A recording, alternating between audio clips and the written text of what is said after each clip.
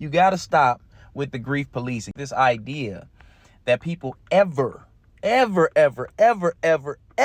slept on D'Angelo. D'Angelo's music has always, from day one, reached exactly the people it was supposed to reach.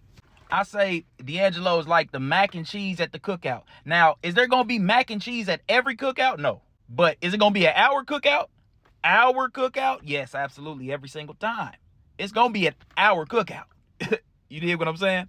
And that was part of the beauty of everything that he did. He was doing it for us. It was for us. We didn't need the whole world to, it was ours. It is ours. And yes, there are going to be new people who weren't up on him because they were younger for whatever reason. But that's the beauty of what D'Angelo did. His whole thing was giving his gifts, even his energetic signature here, for people to heal, for people to cry, for people to go deeper and feel seen. So while I'm annoyed when I see people doing this grief policing online, I also understand these people are hurt too. They're hurt too, and this is just their way of, trying to figure out what to do with that hurt. You know what I mean?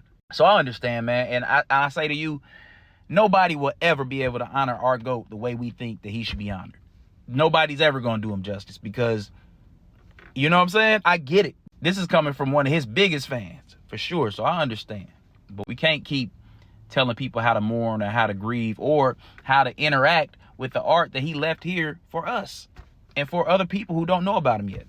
That's part of what happens when you leave a real legacy. When you leave a legacy, your music and your contributions will be discovered and honored long after you're gone. Your ideas will be honored and discovered long after you're gone. That's what leaving a legacy is. And just personally, if you know what D'Angelo music does, think about how it's been in your life. Think about that song, because we all got a song by D'Angelo that it helped us get through something. For me personally, it's I Found My Smile Again. About 6-7 years ago, whenever I started listening to that song every morning, it helped uplift me and get through the hardest time I was going through in life. I was dealing with depression, all kind of crazy going on. But that song, I Found My Smile Again, to this day, every day I listen to it in the morning. You know what I mean? So I get it, man. I get that this is something that's near and dear to our hearts. But instead of shaming people, instead of trying to gatekeep something that can't be gatekept, why don't you tell them what song they should listen to next? Let's do that.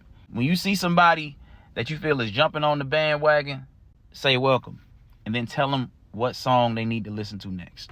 Man, rest in peace, D'Angelo.